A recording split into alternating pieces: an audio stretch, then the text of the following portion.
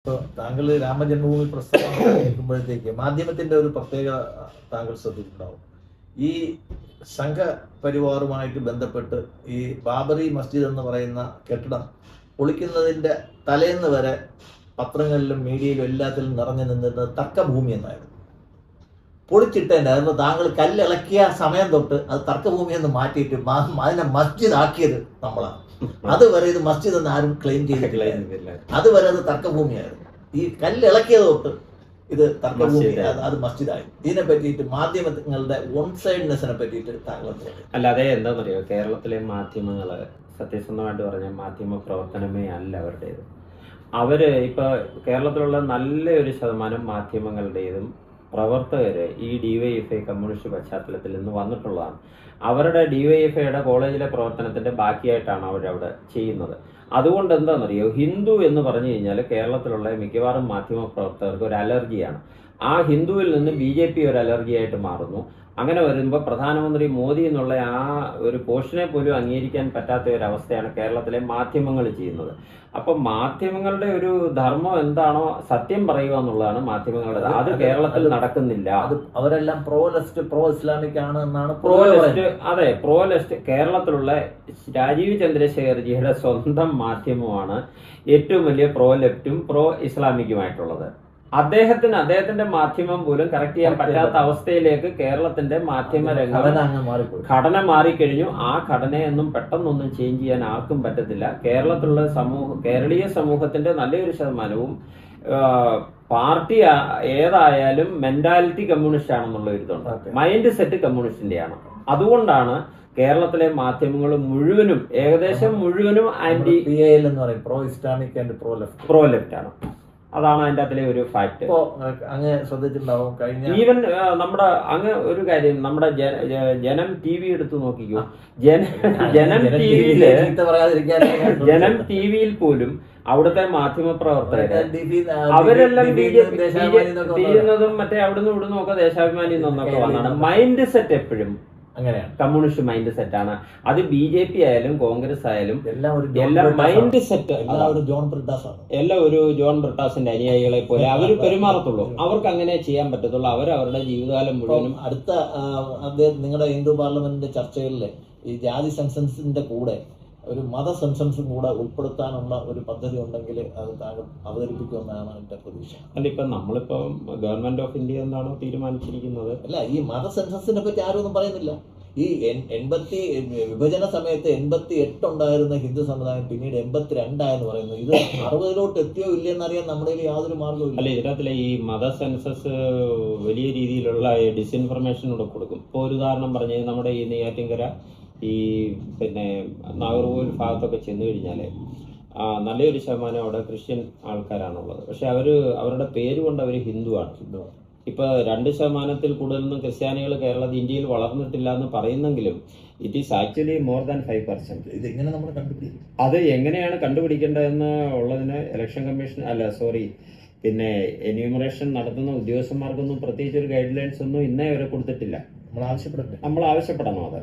അപ്പൊ മതത്തിൻ്റെത് യഥാർത്ഥത്തിൽ എത്ര ശക്തിയുണ്ട്? ഹിന്ദുക്കൾ എത്രയുണ്ട്? ക്രിസ്ത്യാനികൾ എത്രയുണ്ട്? സെൻസസ് ആണ് നമുക്ക് യഥാർത്ഥത്തിലുള്ള ആവശ്യം. പക്ഷെ ഇപ്പൊ അത് വന്നിട്ട് വോട്ട് ബാങ്കിന്റെ ഒരു വലിയ ഒരു മുഖം മാറിക്കഴിഞ്ഞപ്പോ ഏറിയും കുറഞ്ഞ BJP ആണ് ഹിന്ദുക്കളെ ഒന്നായിട്ട് കണ്ടുകൊണ്ടിരുന്നത്. BJPക്ക് അല്ലെ RSSന് നമുക്കറിയാമല്ലോ, അങ്ങേപ്പോലുള്ള നമ്മളെല്ലാം ഹിന്ദുക്കളുടെ ഇടയിൽ നമ്മൾ ജാതി ചോദിക്കാറില്ല. നമുക്ക് ഹിന്ദു ഒന്നാണ്. പക്ഷെ ആ ഹിന്ദുവിനെ ഡിവൈഡ് ചെയ്യാൻ വേണ്ടിയിട്ടാണ് ജാതി സെൻസസ് ഇവിടെ കൊണ്ടുവന്നത്. ആ ജാതി സെൻസസ് കൊണ്ടുവന്നില്ലെങ്കിൽ BJPക്ക് പൊളിറ്റിക്കൽ പവർ നഷ്ടപ്പെടുന്ന ഒരു അവസ്ഥയിലേക്ക് വന്നു. അതായത് ജാതി സെൻസസിന്റെ വലിയ വലിയ വക്താക്കളായ അവരുടെ സപ്പോർട്ടോടു കൂടിയാണ് ഇപ്പൊ നമ്മൾ ഭരിക്കുന്നത്. അതുകൊണ്ട് എന്താണെന്ന് ചോദിച്ചു കഴിഞ്ഞാല്, ജാതി സെൻസസ് നമുക്ക് ഒരു വേണ്ടാത്ത ഒരു കാര്യമാണെങ്കിലും അണ്ടർ കമ്പൽഷന് BJP അത് സ്വീകരിച്ചിരിക്കുകയാണ്. അപ്പം ജാതി സെൻസസ് ആണ് ഇപ്പൊ റിഫ്ലക്ട് ചെയ്യാൻ പോകുന്നത്. ഒരു ജാതി എത്ര പേരുണ്ട്, അതിന്റെ വലിയൊരു കോംപ്ലിക്കേഷൻ ഉണ്ടാവാൻ സാധ്യതയില്ല. പക്ഷെ മത സെൻസസ് എടുക്കണം. ഒരു മതം എത്ര ആക്ച്വലി ഉണ്ട്. പക്ഷെ അത് കണ്ടുപിടിക്കാൻ കുറച്ച് ഡിഫിക്കൽട്ടാണ്. അത് എങ്ങനെയാണോ അത് ചെയ്യേണ്ടത്, ഗവൺമെന്റ് ആണ് അതിനെപ്പറ്റി തീരുമാനിക്കേണ്ടത്. അല്ലെന്നുണ്ടെങ്കിൽ അതിനെപ്പറ്റി ഒരു കമ്മീഷൻ നോക്കണം. ഇതെങ്ങനെ മത സെൻസസ് നടത്തണം ഈ രാജ്യത്ത്. ഭരണഘടനയില് ജാതി അടിസ്ഥാനം ആക്കിയാണ് നമ്മൾ ഇത് പറഞ്ഞിരിക്കുന്നത്. അത് ഹിന്ദു സമുദായത്തിൽ മാത്രമേ സംവരണത്തിനുള്ള ഒരു സംവിധാനം അംബേദ്കർ ഉണ്ടാക്കിയ ഭരണഘടനയിൽ പറഞ്ഞിട്ടുള്ളൂ. അത് ആ ജാതിയിലുള്ള ആൾക്കാർ മറ്റു മതങ്ങളിലോട്ട് മാറിക്കഴിഞ്ഞാൽ അവർക്ക് സംവരണം നിലനിർത്തണോ വേണ്ടോ എന്നുള്ള കാര്യത്തിൽ പല കോടതികളിലെയും പല വിധികളാണുള്ളത്. നമുക്ക് യഥാർത്ഥത്തിൽ ഒരു സംവരണ നിയമം ഇന്ന് വരെ ഇന്ത്യ ഗവൺമെന്റ് കൊണ്ടുവന്നിട്ടില്ല. എന്താണ് അവരുടെ സംവരണ നയം എന്ന് വെച്ച് കഴിഞ്ഞാൽ കുറെ കോടതി വിധികളാണ് നമുക്ക് കൊണ്ടുവന്നത്. ഈ കോടതി വിധികൾ ഓരോരുത്തരുടെ താല്പര്യത്തിനനുസരിച്ചിട്ട് അവർ വളച്ചു കൊടുത്തിട്ട് അവർ ഓരോ ഉത്തരവുകൾ നേടിയാണ് പോകുന്നത്. അപ്പം നമുക്ക് സമഗ്രമായ ഒരു സംവരണ നിയമം ഉണ്ടായെങ്കിൽ മാത്രമേ ഇതിന്റെ ഒരു കോടതികൾക്ക് പോലും ഒരു കൃത്യമായിട്ടുള്ള ഡയറക്ഷൻ കൊടുക്കാൻ പറ്റും. അല്ല, ഇതിനകത്തിലെ വരുന്ന നമ്മുടെ ഭരണഘടന വളരെ ക്ലിയർ ആണ്. നമ്മുടെ ഭരണഘടനയിൽ ആർട്ടിക്കിൾ 14, 19, 25, 26 മനുഷ്യനെ ഈക്വൽ ആയിട്ട് കാണണം എന്നുള്ളതാണ്. എല്ലാ ഈക്വാലിറ്റിയും ഭരണഘടനയിൽ 10 വർഷത്തേക്ക് അവർ കൊടുത്ത ഒരു ആനുകൂല്യത്തെയാണ്, ഒരു താൽക്കാലികമായിട്ടുള്ള ഒരു ആനുകൂല്യത്തെയാണ്. അത് അവർ ഈ 75 വർഷമായിട്ട് അതിനെ നീട്ടിക്കൊണ്ട് അത് നിർത്തണമെന്ന് ഞാൻ പറയുന്നില്ല. അത് കൊടുക്കണമെങ്കിൽ അതിന് സമഗ്രമായിട്ടുള്ള ഒരു സംവരണ നിയമം നമുക്ക് അതിന്റെ തത്വങ്ങൾ എങ്ങനെയൊക്കെയാണ്, അതെന്താണ് അതിനകത്തിലെ ഭരണഘടനാ നിർമ്മാതാക്കളും അംബേദ്കർ ഉൾപ്പെടെയുള്ള നമ്മുടെ അന്നത്തെ തലമുറയിൽ, അതായത് കോൺസ്റ്റിറ്റ്യൂവന്റ് അസംബ്ലിയിൽ നടന്ന ചർച്ചയുടെ ഡോക്യുമെന്റ്സ് മഹാരാഷ്ട്ര ഗവൺമെന്റ് പ്രസിദ്ധീകരിച്ചിട്ടുണ്ട്. ഞാനത് വായിച്ചു നോക്കിയിട്ടുണ്ട്. പക്ഷെ അതിൻ്റെ അകത്തിലെ യഥാർത്ഥത്തിൽ ഉദ്ദേശിച്ചിരുന്നത് നമ്മളത് പറയുവാണെങ്കിൽ, ഇപ്പൊ അത് വേറൊരു രീതിയിൽ പറഞ്ഞു കഴിഞ്ഞാൽ, ഇപ്പൊ 4 സഹോദരങ്ങളുണ്ട്. അതിലൊരു സഹോദരനെ ജന്മനാൽ വീക്കാണ്.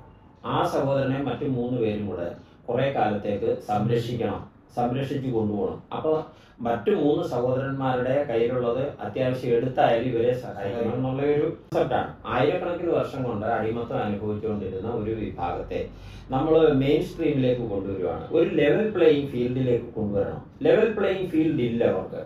അപ്പൊ അത് നമ്മൾ ഒരാൾക്ക് സൗജന്യം കൊടുക്കലല്ല, പലപ്പോഴും ഈ മുന്നോക്ക അവകാശം നമ്മൾ കൊടുക്കുന്നതാണ്, ഭരണഘടന കൊടുക്കുന്നതാണ്. സമൂഹം അവരൊരു പ്രിവിലേജ് കുറച്ചു കാലത്തേക്ക് കൊടുത്താൽ ഒരു ലെവൽ പ്ലേയിങ് ഫീൽഡ് ഉണ്ടാക്കിയെടുക്കണം. സമൂഹത്തിൽ ഇക്വാലിറ്റി വേണം. ആ ഇക്വാലിറ്റി ഉണ്ടാക്കിയെടുക്കാൻ വേണ്ടിയിട്ട് ഭരണഘടനയ്ക്ക് അനുസരിച്ചുള്ള ഒരു ഇക്വാലിറ്റി ഉണ്ടാക്കിയെടുക്കാൻ വേണ്ടിയിട്ടാണ് ആദ്യത്തെ 10 വർഷം അവർക്കൊരു താങ്ങായിട്ട് കൊടുത്തത്. ആ ഷെഡ്യൂളിൽ കൊണ്ടുവന്നത് അതാണല്ലോ SC ST വിഭാഗം എന്ന് പറഞ്ഞത്. ആ ഷെഡ്യൂളിനനുസരിച്ച് അവർക്കൊരു ഇത് കൊടുത്തു. 10 വർഷം കഴിയുമ്പോഴേ അവരുടെ സാഹചര്യം മാറുമെന്നാണ് നമ്മളുടെ ഭരണഘടനാ നിർമ്മാതാക്കൾ പ്രതീക്ഷിച്ചെങ്കിലും 10 വർഷത്തിന് ശേഷം പിന്നീട് നീട്ടി ഇപ്പൊ അത് 75 വർഷം കൊണ്ടുപോയി. പിന്നീട് അത് വോട്ട് ബാങ്കായിട്ട് മാറി, വോട്ട് നേടാനുള്ള ഒരു തന്ത്രമായിട്ട് മാറിക്കഴിഞ്ഞപ്പോഴാണ് അതിപ്പോൾ ദുരുപയോഗം ചെയ്യപ്പെടുന്നത്. അത് എങ്ങനെ വേണം, ഏത് രീതിയിൽ വേണം. പക്ഷെ വരാൻ പോകുന്ന കാലത്ത് ഇനിയും ഈ ജാതി സെൻസസും ഇതെല്ലാം കൂടെ വരുമ്പോൾ ജാതികൾ തമ്മിലുള്ള ഏറ്റുമുട്ടൽ കൂടാനാണ് സാധ്യത. എന്തായാലും നമ്മൾ റോങ് സൈഡിലേക്കാണ് ഇപ്പോൾ പോയിരിക്കുന്നത്. ഇനിയും നമ്മൾക്ക് ഈ ജാതി ദുരന്തങ്ങൾ അനുഭവിക്കേണ്ടി വരും. ഇപ്പോഴാണെങ്കിൽ ഇപ്പൊ അടൂർ ഗോപാലകൃഷ്ണൻ അവിടെ പ്രത്യേകിച്ച് ഒരു ജാതിയെ ഒന്നും പറഞ്ഞിട്ടില്ല. അദ്ദേഹം പറഞ്ഞ ഇത്രയേ ഉള്ളൂ, ഒരു ട്രെയിനിങ് കൊടുക്കണമെന്ന് പറഞ്ഞു കഴിഞ്ഞപ്പോഴത്തേനെ അദ്ദേഹത്തിനെതിരായിട്ട് ജാതി വിവേചനം അദ്ദേഹം പറഞ്ഞു എന്ന് പറഞ്ഞ് കേസ് കൊടുക്കത്തക്ക രീതിയിലേക്ക് ഈ വോട്ട് ബാങ്ക് രാഷ്ട്രീയവും ദളിത് വിഭാഗങ്ങളും അദ്ദേഹത്തിന്റെ പ്രസംഗത്തിന്റെ പൂർണ്ണരൂപം ആരും ഇത് ചെയ്തിട്ടില്ല. അല്ലാതെ ഞാൻ മുഴുവൻ കേട്ട ആളാണ്. അതിനകത്തൊന്നും പറഞ്ഞില്ല. നിങ്ങൾ അവർക്ക് ട്രെയിനിങ് കൊടുക്കണമെന്നേ പറഞ്ഞോളൂ. അല്ല, അപ്പൊ എന്താ പറയോ, ഈ അടിസ്ഥാനപരമായിട്ട് ഏത് വിഭാഗത്തെയാണോ നമ്മൾ ഗുണഭോക്താക്കളായിട്ട് കണ്ടിരുന്നത് അവർക്ക് നമ്മൾ സപ്പോർട്ട് കൊടുക്കേണ്ടിയിരുന്നത്, ആ സപ്പോർട്ട് കിട്ടേണ്ട വിഭാഗം തന്നെ ഇപ്പൊ ഇതിനെ മിസ്റെപ്രസെന്റ് ചെയ്യുന്നു. നമ്മൾ കണക്കാക്കി നോക്കുകയാണെങ്കിൽ 10% വെച്ച് 75 വർഷം കൊണ്ട് ഏകദേശം 20% വെച്ച് കണക്കാക്കുകയാണെങ്കിൽ 20 വർഷം കൊണ്ട് 75 വർഷം കൊണ്ട് ഏകദേശം 1500% സംവരണം ഈ സംവരണം കിട്ടുന്ന സമുദായത്തിന് കിട്ടി. എന്നിട്ടും അതിന്റെ ആദ്യത്തെ ഒരു ലെയർ കഴിഞ്ഞിട്ട് രണ്ടാമത്തെ ലെയറിലോട്ട് സംവരണത്തിന്റെ ആനുകൂല്യങ്ങൾ കിട്ടിയിട്ടില്ല എന്നുള്ളൊരു വസ്തുതയാണ്. ഇത് ഹിന്ദു പാർലമെന്റ് വളരെ സീരിയസ് ആയിട്ട് ചർച്ച ചെയ്യേണ്ട കാര്യമാണ്. കാര്യം ആർക്ക് വേണ്ടിയിട്ടാണോ ഈ സംവരണവും ഈ പ്രൊവിഷൻസും നമ്മൾ ഭരണഘടനയെ അത് ഉണ്ടാക്കിയത് അവർക്ക് ഇന്ന് വരെ ഇത് കിട്ടിയിട്ടില്ല. അത് എന്തുകൊണ്ട് കിട്ടുന്നില്ല എന്നുള്ളത് മറ്റു സമുദായക്കാരും ഉത്തരവാദി അവർ തന്നെയാണ്. അത് ആരാണ് ഉത്തരവാദിത്വം എന്ന് കണ്ടിട്ട് അതിന്റെ റെസ്പോൺസിബിലിറ്റി ഫിക്സ് ചെയ്താലേ സംവരണം ആർക്കാണോ കൊടുക്കാൻ ഭരണഘടന ഉണ്ടാക്കി ഉദ്ദേശിച്ചത് അവരിൽ എത്തിയാലേ അവരുടെ ഉദ്ദേശം അവരുടെ ആത്മാവിന്റെ മോശം കിട്ടും. ഇപ്പൊ ഒറ്റ ഉദാഹരണം പറഞ്ഞാല് നമ്മൾ ഹിന്ദു പാർലമെന്റ് രൂപീകരിച്ചത് ജാതിരഹിതമായ ഒരു ഹിന്ദു സമൂഹത്തെ സ്വപ്നം കണ്ടുകൊണ്ടാണ്. അപ്പൊ അന്ന് തിരുവിതാംകൂർ മഹാരാജാവ് നമ്മളോട് പറഞ്ഞിരുന്ന ഇതാണ്, 50 വർഷം കഴിഞ്ഞിട്ടെങ്കിലും. പക്ഷെ നമുക്കിപ്പോൾ ആ വിശ്വാസം നഷ്ടപ്പെട്ടു. കാരണം ഈ വിശ്വാസം നഷ്ടപ്പെട്ടു, ജാതീയത വർദ്ധിച്ചു വരുന്നത് കൊണ്ട് എനിക്ക് തന്നെ ആ വിശ്വാസം നഷ്ടപ്പെട്ടിരിക്കുകയാണ്. അതായത് 50 വർഷം കഴിഞ്ഞാലും KPMSന്റെ വീട്ടിൽ നിന്ന് നായരുടെ വീട്ടിലേക്ക് കല്യാണാലോചന വരണം, മാര്യേജ് എന്നുള്ള ഇൻസ്റ്റിറ്റ്യൂഷനെ നമ്മൾ തകർക്കണം, അങ്ങനെ ഹിന്ദു സമൂഹത്തെ ഒന്നായിട്ട് കാണാനുള്ള ഒരു പദ്ധതിയായി ഹിന്ദു പാർലമെന്റ് കൊണ്ടുവന്നു. അവിടെ നമ്മൾ രാഷ്ട്രീയ ശാക്തീകരണവും ലക്ഷ്യമിട്ടിരുന്നു. ഒന്നാമത്തെ കാര്യം എന്ന് പറഞ്ഞാൽ ഇപ്പോൾ BJP ആയാലും കോൺഗ്രസ് ആയാലും കമ്മ്യൂണിസ്റ്റ് ആയാലും ഈ പട്ടികജാതി പിന്നോക്ക വിഭാഗങ്ങളെ വിളിച്ചുകൊണ്ട് പോയി വോട്ട് ബാങ്ക് ആക്കുമല്ലാതെ അവരിൽ ഒരാളെ പോലും പൊളിറ്റിക്സിലേക്ക് കൊണ്ടുവരികയോ രാഷ്ട്രീയ നേതൃത്വത്തിലേക്ക് കൊണ്ടുവരികയോ ചെയ്യുന്നില്ല. ഏറ്റവും വലിയ ഉദാഹരണം കമ്മ്യൂണിസ്റ്റ് പാർട്ടി തന്നെ. അതിന്റെ 98% ഇപ്പോഴും ബ്രാഹ്മണർ തന്നെയാണ്. അവിടെ അടിസ്ഥാന ജനവിഭാഗങ്ങൾക്ക് യാതൊരു പൊളിറ്റിക്സ് വന്നിട്ടില്ല. അപ്പൊ എല്ലാ വിഭാഗങ്ങളിലും എല്ലാ പൊളിറ്റിക്കൽ വിഭാഗങ്ങളിലും തഴയപ്പെടുന്നതും അവിടെ പാർശ്വവൽക്കരിക്കപ്പെടുന്നതും ഈ അടിസ്ഥാന ജനവിഭാഗമാണ്. അപ്പൊ അടിസ്ഥാന ജനവിഭാഗങ്ങളെല്ലാം കൂടെ ഒന്നിച്ചിരിക്കുന്ന ഒരു പ്ലാറ്റ്ഫോമാണ് ഹിന്ദു പാർലമെന്റ്. ജാതികളെല്ലാം കൂടെ ഒന്നിച്ചിരിക്കുക. ജാതികളെല്ലാം കൂടെ ഒന്നിച്ചിരിക്കുന്നത് ജാതീയത വളർത്താനല്ല, ജാതീയത ഇല്ലാതാക്കാനാണ്. അപ്പൊ അങ്ങനെ വരുമ്പോഴേ ഇവരൊരു വോട്ട് ബാങ്ക് ആയിട്ട് പരിണമിക്കുമെന്നും വോട്ട് ബാങ്ക് കേരളത്തിലെ ആരെവിടെ ജയിക്കണമെന്ന് നിശ്ചയിക്കാനുള്ള ഒരു കപ്പാസിറ്റിയിലേക്ക് അത് വന്നിരുന്നു. ഉദാഹരണം പറഞ്ഞു കഴിഞ്ഞാൽ വെള്ളാപ്പള്ളി സാറ് ഒരു പിന്നോക്ക വിഭാഗത്തിന്റെ നേതാവാണ്. അദ്ദേഹം ചെയർമാൻ, നായർ സമുദായത്തിൽപ്പെട്ട ഞാൻ ജനറൽ സെക്രട്ടറി, ഇതിന്റെ വൈസ് ചെയർമാൻമാരെല്ലാം അടിസ്ഥാന ജനവിഭാഗങ്ങളിൽ പെടുന്ന പട്ടികജാതി പിന്നോക്ക വിഭാഗങ്ങൾ. അപ്പൊ ഇവരെല്ലാം കൂടെ ഒന്നിച്ചുകൂടി 2010 തിരുവിതാംകൂർ മഹാരാജാവിന്റെയും അതുകൊണ്ടുള്ള സന്യാസിമാരുടെയും നമ്മുടെ സംഘപരിവാറിൽപ്പെട്ട നല്ല ആൾക്കാരുടെ എല്ലാം കൂടെ നേതൃത്വത്തിൽ ഒന്നിച്ചുകൂടി അവരൊരു ആദ്യം എസ്റ്റാബ്ലിഷ് ചെയ്തു. എല്ലാവരും കൂടെ ഒന്നിച്ചിരുന്നു. പിന്നെ നമ്മൾ സംവരണം പോലുള്ള വിഷയങ്ങളിൽ ഒരു ധാരണയിലെത്തി. നമ്മുടെ അടിസ്ഥാന ജനവിഭാഗങ്ങൾക്ക് എത്ര സംവരണം കൊടുത്താലും കുഴപ്പമില്ല, പക്ഷേ മുസ്ലിങ്ങൾക്കും അതുകൊണ്ടുള്ള മുന്നോക്ക വിഭാഗങ്ങൾക്ക് സംവരണം പൊളിറ്റിക്സിന്റെ പേരിൽ കൊടുക്കുന്നു, അതിനെ മാത്രമേ നമ്മൾ എതിർക്കാവൂ. നമ്മുടെ അടിസ്ഥാന ജനവിഭാഗങ്ങൾക്ക് സംവരണം എത്ര കൂട്ടി കൊടുത്താലും കുഴപ്പമില്ല. അതുകൊണ്ട് തന്നെ നമ്മുടെ മുന്നോക്ക വിഭാഗങ്ങൾക്ക് സാമ്പത്തിക സംവരണം അതിലെ പാവങ്ങൾക്ക് 10% കൊടുക്കുന്നതുകൊണ്ട് നമ്മുടെ അടിസ്ഥാനങ്ങൾക്കും കുഴപ്പമില്ല. അപ്പൊ ഞാൻ പറഞ്ഞു വന്നത്, അപ്പൊ ഈ അടിസ്ഥാന ജനവിഭാഗങ്ങളിൽപ്പെട്ട ആൾക്കാർ എപ്പോഴും ഒരു എന്താ പറഞ്ഞത്, ഒരു കൂലിക്കാരുടെ ലെവലിലാണ് രാഷ്ട്രീയക്കാരുടെ ഇതിൽ. അവരെ കൊണ്ട് പണിയെടുപ്പിക്കുക, അവരെ ഒരിക്കലും രാഷ്ട്രീയ ശാക്തീകരണം അവർക്കുണ്ടാവത്തില്ല. വോട്ട് കുത്തുന്ന മെഷീൻ മാത്രം. ഒരു ഉദാഹരണം പറഞ്ഞു കഴിഞ്ഞാൽ, ഞാൻ അദ്ദേഹത്തിന്റെ പേര് പറയുന്നില്ല, മരിച്ചു പോയതുകൊണ്ട്. അദ്ദേഹം നല്ലൊരു KPMSന്റെ നേതാവായിരുന്നു. അദ്ദേഹം 18 വർഷം CPIയിലായിരുന്നു. CPIക്കാർ അദ്ദേഹത്തിന്റെ സമുദായത്തെ ഉപയോഗിച്ചു. അദ്ദേഹത്തിന് ഒരു സ്ഥാനവും കൊടുത്തില്ല. അത് കഴിഞ്ഞ് അദ്ദേഹം CPMലേക്ക് പോയി. അവിടെ 18 വർഷം പ്രവർത്തിച്ചു. അദ്ദേഹത്തിന് ഒരു സ്ഥാനവും കിട്ടിയില്ല. പക്ഷെ നല്ല പ്രാസംഗികനാണ്, നല്ല സംഘാടകനാണ്. അദ്ദേഹത്തിന്റെ സമുദായത്തിൽപ്പെട്ടവരെല്ലാം ഈ പാർട്ടിക്ക് വോട്ട് ചെയ്തു.